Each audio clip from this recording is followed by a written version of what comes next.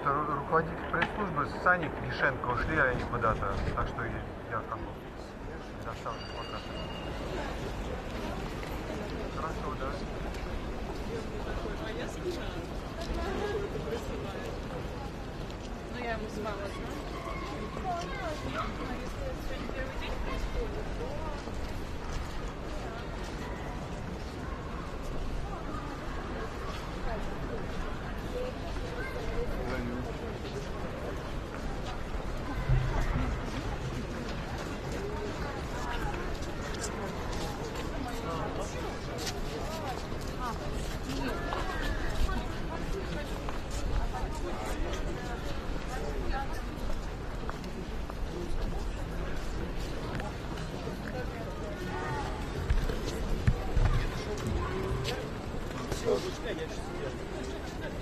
Да? Страшно?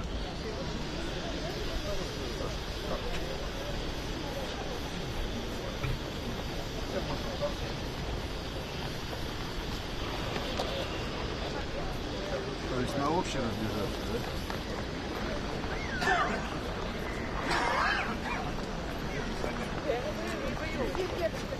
Я мешала.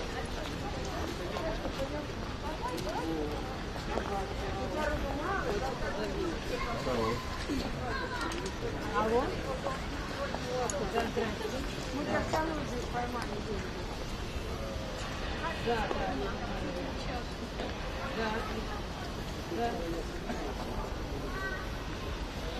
Сейчас налево.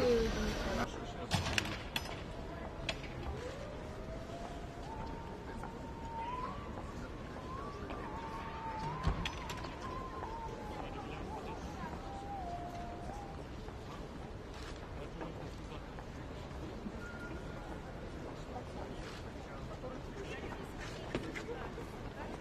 Что у вас здесь снимает?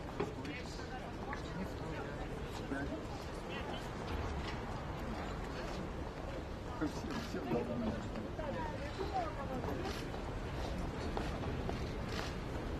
Завтра постоянно как вставать? Да? Ну пора. Я заметаю. Ну а ты это не надо?